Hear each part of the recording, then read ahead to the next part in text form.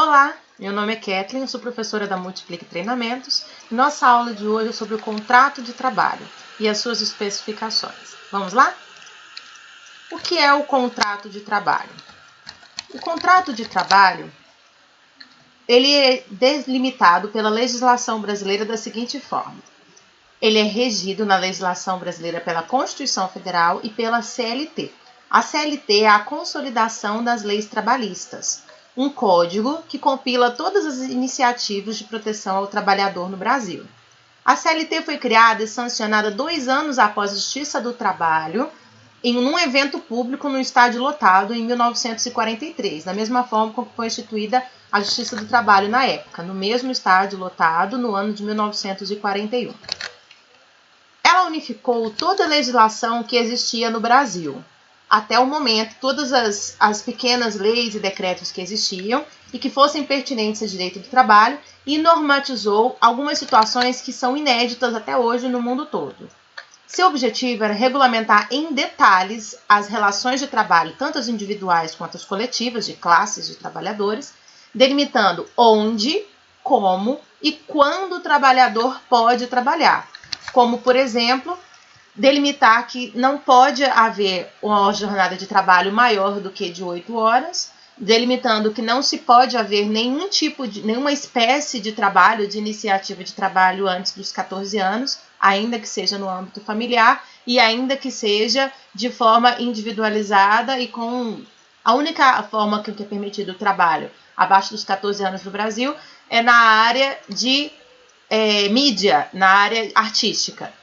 Então, ele delimita exatamente cada detalhe. Onde, como, de que forma e como as pessoas podem trabalhar. Ela tira a decisão do trabalhador e passa para a legislação, para o Estado. Qual que é o conceito de contrato de trabalho? No artigo 42 da CLT, ele diz o seguinte: contrato individual de trabalho é o acordo tácito ou expresso. O que é tácito? É aquele que fica subentendido, ou expresso é aquele que está realmente escrito e explicado, correspondente à relação de emprego. Tem uma pequena diferença entre trabalho e emprego. O trabalho ele pode não ser remunerado, inclusive. O trabalho ele pode ser eventual. O emprego ele tem que ter regularidade, ele tem que ser remunerado e ele tem que ter subordinação do empregado ao empregador. Na Constituição Federal, no artigo 7º, a gente tem alguns direitos dos trabalhadores que ficam fora da CLT. Mesmo que a CLT não existisse, a gente tem alguns direitos dos trabalhadores que estão assegurados pela Constituição Federal no artigo 7º, que é cláusula pétrea, que não pode ser modificada. Eu não vou ler todos, mas eu vou passar aqui. Se vocês quiserem dar uma olhada mais pausada, é só dar uma pausa no vídeo e ler cada um deles. Então, artigo 7º, inciso 1º e todos os outros incisos. Vou passar aqui para vocês.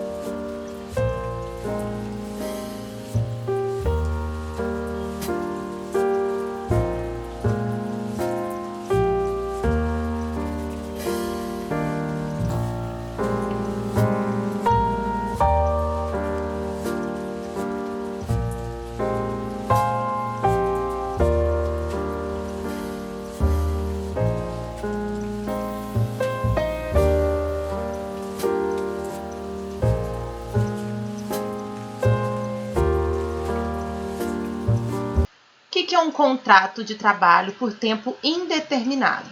É aquela grande maioria de contratos que a gente tem. quando as partes não fixam o termo temporal do trabalho a ser realizado. O que é termo temporal? O termo temporal é a definição de quando começa e quando termina. O termo seria a definição do final. Ele não tem um final. Ele simplesmente me diz, olha, você vai começar a trabalhar comigo e vai ficar aqui até quando nós dois quisermos, certo? Ele não tem a fixação do fim daquele contrato. O caso o empregado seja demitido sem justa causa, ele terá direito ao aviso prévio de no mínimo 30 dias. Por que ele fala aqui na legislação no mínimo 30 dias? Porque conforme vai passando o tempo, a pessoa vai ficando cada vez mais tempo no trabalho e também de acordo com a própria vontade do trabalhador, você pode dar um aviso prévio maior. Nada impede que o empregador vire para o seu empregado e fale, olha, daqui a 2 meses, daqui a 3 meses eu vou precisar que você seja dispensado, nós estamos fazendo uma reformulação, ou eu estou sem dinheiro, ou não estou gostando do seu trabalho, qual que seja o motivo. Sem justa causa é quando o empregado não dá causa, não dá motivo para a dispensa. Então, nesse momento, quando o empregador se manifesta pela dispensa do empregado e o empregado não teve nada para merecer isso, ele tem que fazer esse aviso prévio de no mínimo 30 dias. Caso seja necessário, ou caso tenha vontade, ele pode fazer esse aviso com mais tempo do que 30 dias. 33, 34, que sejam dias pequenos de diferença, ou que sejam um mês inteiro a mais de diferença. Todo contrato que se suceder dentro de 6 meses a outro de prazo determinado, configura-se como indeterminado, salvo se expirou ou se de execução de serviço especializado ou na realização de certos acontecimentos. O que isso quer dizer? Vamos entender. Vamos lá. Todo contrato que suceder outro no prazo de 6 meses. Então, eu tenho um contrato de prazo determinado, que ele especifica que são 6 meses de contrato. Logo após, eu tenho um outro contrato de prazo determinado por mais 6 meses no mínimo ou mais. Ele acaba de se configurar como um contrato de prazo indeterminado.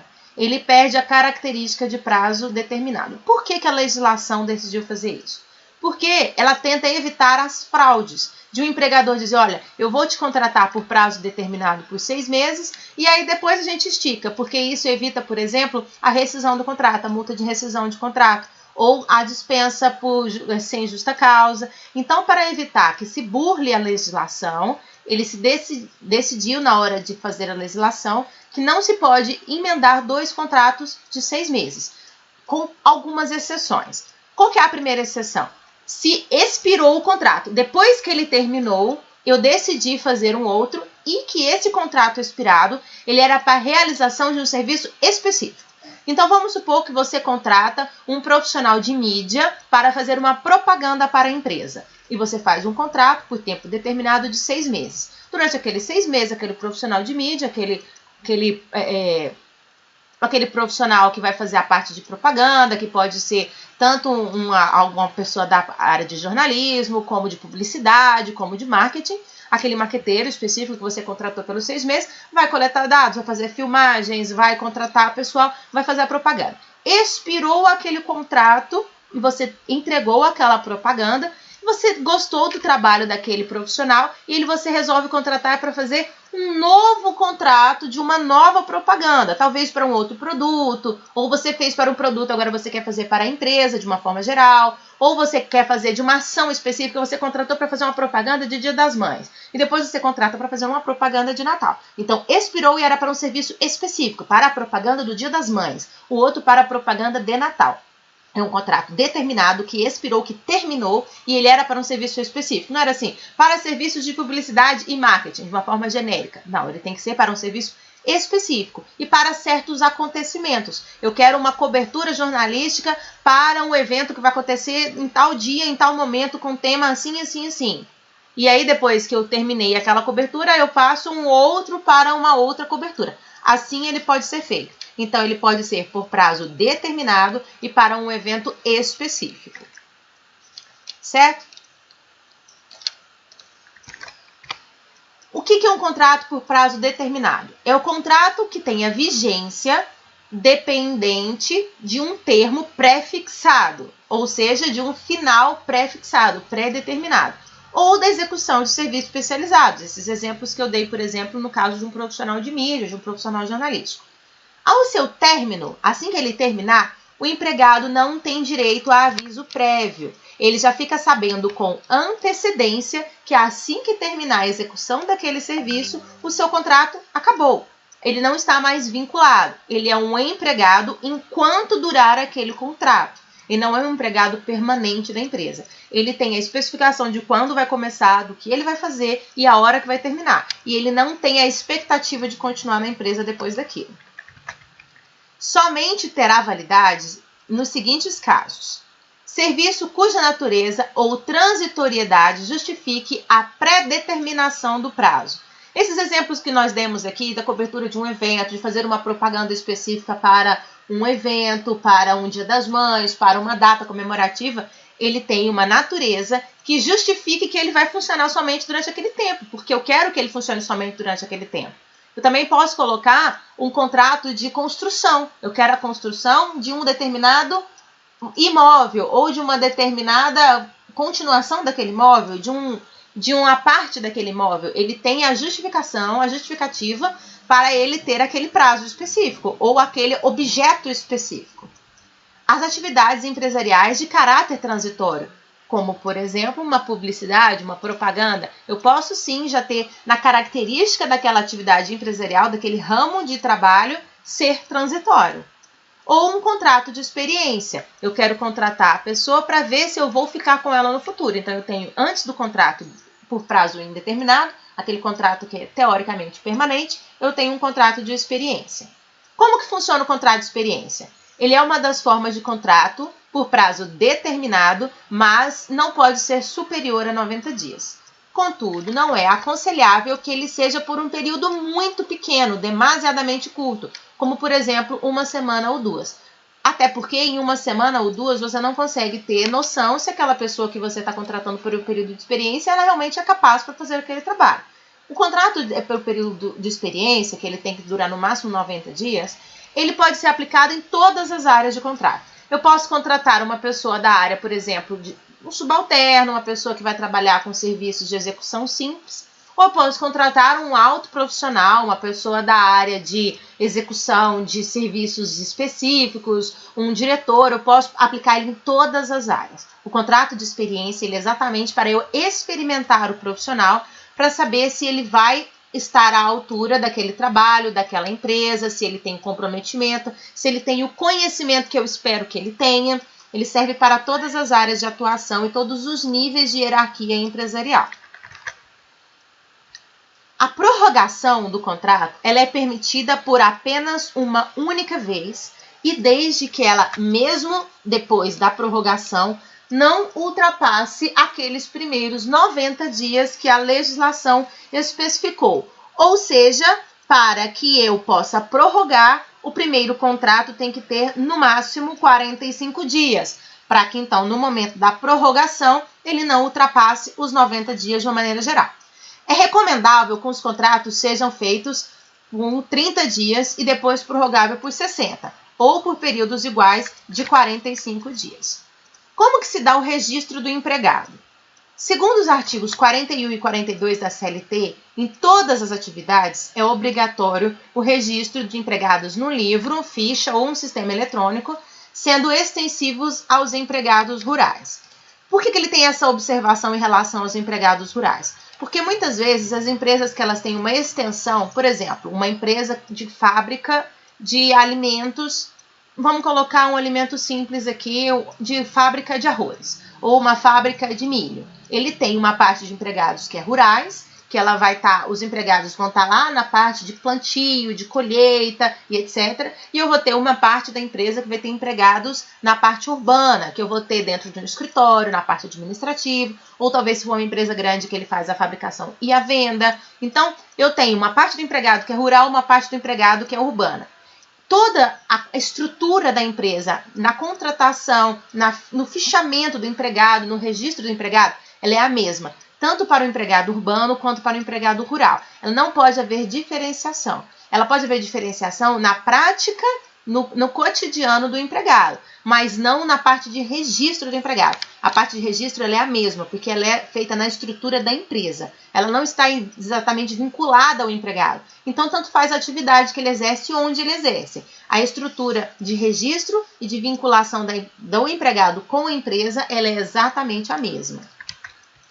A autentificação, a autenticidade do livro ou do grupo de fichas e de empregados, e sua continuação será feita pela Delegacia Regional do Trabalho ou pelo fiscal do trabalho, quando ele estiver lá na empresa fazendo a fiscalização, ou por outros órgãos, caso não tenha naquela cidade. É muito comum, por exemplo, em cidades do interior, onde você não tem todos os departamentos, todos os órgãos do poder público, que um faça às vezes o outro. A prefeitura faz às vezes de fiscalização do trabalho, um juiz civil faz às vezes de um juiz do trabalho, de um juiz penal, tem um juiz para todas as coisas. Eu tenho uma área de fiscalização da prefeitura que fiscaliza tudo, que fiscaliza trânsito, que fiscaliza trabalho, que fiscaliza meio ambiente. É muito comum em cidades muito pequenas. Então, nesses casos, você pode ter que um outro órgão esteja autorizado pelo Ministério do Trabalho a fazer, às vezes, do fiscal do trabalho, da delegacia do trabalho para a fiscalização daquele local. Quais são os documentos necessários para registrar os empregados? Para que seja devidamente regularizada, a situação do registro de seus funcionários deve ser entregue para as anotações e respectivos registros em carteira de trabalho e livro de registros com as cópias desses documentos aqui. Carteira de Trabalho e Previdência Social, que muitas vezes é conhecida pelo simples nome de carteira de trabalho, ou, no meu caso, que eu gosto de falar, a abreviatura completa, que é CTPS. Também 2 fotos 3x4 do empregado, que uma vai ficar na empresa e a outra vai passar para o registro geral. Título de eleitor. Por que título de eleitor? Somente para aqueles que estejam maiores de 18 anos, já que no Brasil é autorizado o trabalho a partir dos 14 e o voto ele é facultativo até os 18. Então, 14, 15, 16, 17, 18 não é exigido o título de eleitor.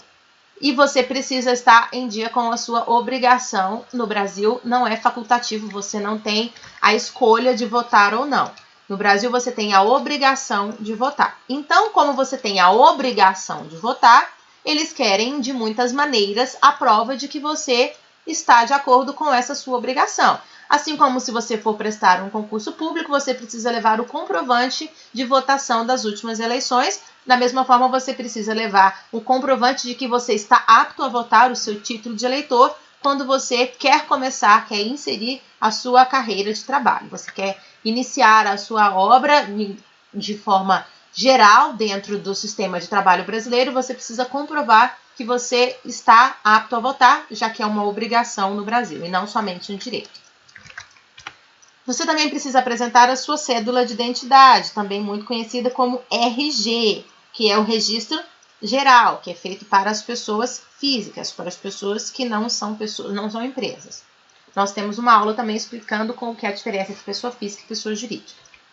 Também precisa do cartão de CPF, que é o cadastro de pessoa física. Do comprovante de residência, que pode ser uma conta de água, de luz ou de telefone, no nome da pessoa, dos seus pais, dos seus irmãos ou dos seus filhos.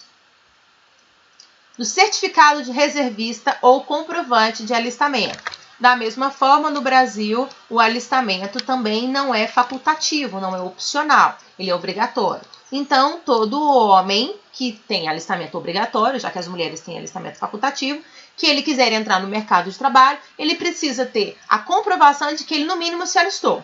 Ou ele se alistou e está em serviço ativo em licença, por exemplo, ou que ele está com a reserva. Ele já se alistou, já prestou o serviço e agora ele faz parte da reserva. Ele está como reservista.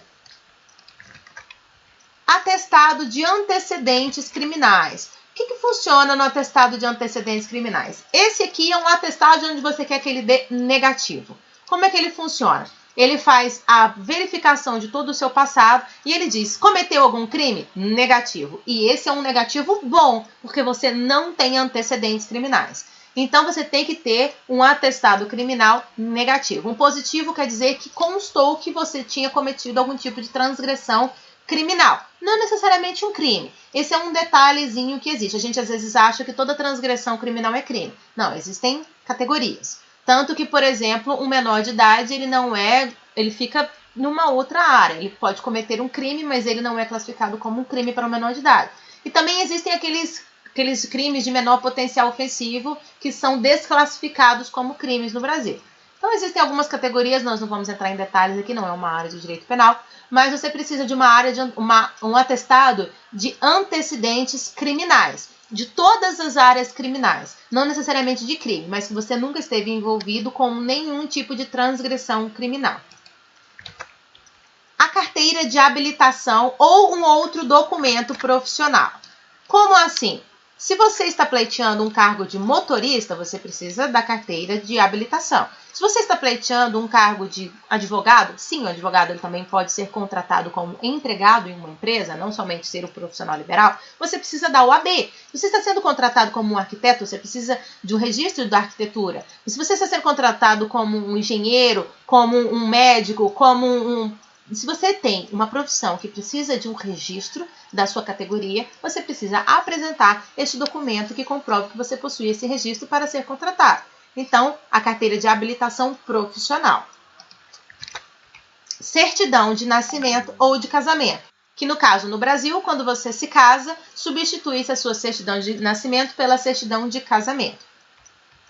Para os funcionários com filhos e que pleiteiam salário família, é preciso certidão de nascimento dos filhos menores de 14 anos, a carteira de vacinação para os filhos menores de 6 anos e o comprovante de frequência escolar para os filhos maiores de 7 anos. Nós teremos uma aula específica falando sobre como funciona o salário família. Também de exame médico admissional, que é feito todas as vezes que se entra na empresa e depois, quando você é mandado embora, você tem um exame médico demissional.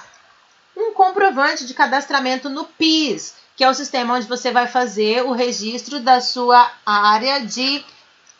Você vai fazer o registro da sua seguridade social, de tudo aquilo que é depositado para você retirar quando você aposenta ou quando você é mandado embora.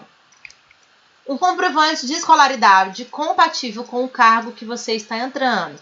Assim como você precisa de um documento que comprove que você possui o seu registro em certas atividades, se você está pleiteando, por exemplo, um cargo de alto escalão, você precisa de um comprovante de escolaridade. Não vou nem entrar, na verdade, em detalhes a um alto escalão. Se você está pleiteando um cargo de assistente administrativo, você precisa de um comprovante de 2º grau. Se você está pleiteando um cargo de psicólogo, você precisa de um comprovante que você formou em psicologia e assim por diante.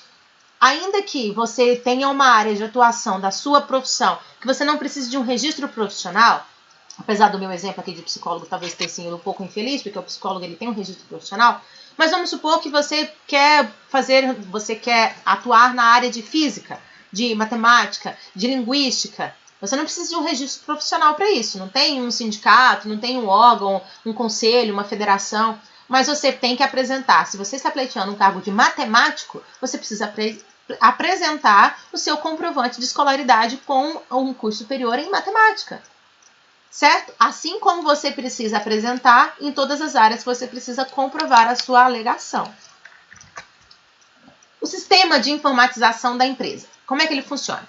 A empresa pode optar pela adoção de um sistema informatizado, utilizando-se de um arquivo magnético ou óptico para o registro de seus empregados, um programa de computador, um cartão, etc., bem como para armazenar as informações lá dentro do software. Daqueles empregados que estavam admitidos anteriormente à implementação do sistema, é desnecessária a autenticação. Então, eu tenho aqui nesse exemplo 2 categorias de empregados. Eu tenho um empregado que estava na empresa antes de automatização do sistema e daqueles empregados que estavam na empresa após a automatização do sistema. Aqueles que eu estava contratado antes, eles não precisam ser feitas agora toda aquela autenticação que muitas vezes eu vou fazer após. Por quê? Após a implementação do sistema automatizado, eu vou colocar as digitais da pessoa, eu vou ter fotos da pessoa no sistema, eu vou ter todos aqueles dados regularmente inseridos, cartão de ponto, entradas e saídas, faltas, salário, descontos, adiantamentos, tudo isso vai ser salvo naquele sistema eletrônico. Num softwarezinho simples que a empresa pode contratar, ou ela mesma pode fazer fazer uma planilha no Excel, dependendo da capacidade que aquela empresa tem de lidar com certas informações. Ela tem muitas formas de adquirir e de guardar e de lidar com aquelas informações. Tanto faz a forma com que você lida com aquela informação. Se ela for digitalizada, você tiver arquivos digitalizados, você não precisa ir lá buscar de todos os empregados anteriores. Até porque talvez muitos daqueles empregados já tenham sido mandados embora, não estejam ainda na empresa. Como que você vai lá buscar todas aquelas informações novamente com empregados que você sequer tem contato?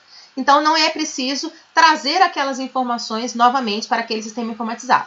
Mas, da mesma forma com que a exigência que aquele sistema informatizado tem daquelas informações, eu também tinha anteriormente quando o sistema não estava informatizado. Eu tinha guardado aqueles papéis e eles precisam continuar guardados na empresa por 30 anos. Porque o empregado tem direito em 30 anos de recorrer em relação ao seu FGTS. Então, eu preciso ter todos os dados e registros dos empregados, no mínimo por 30 anos dentro da empresa.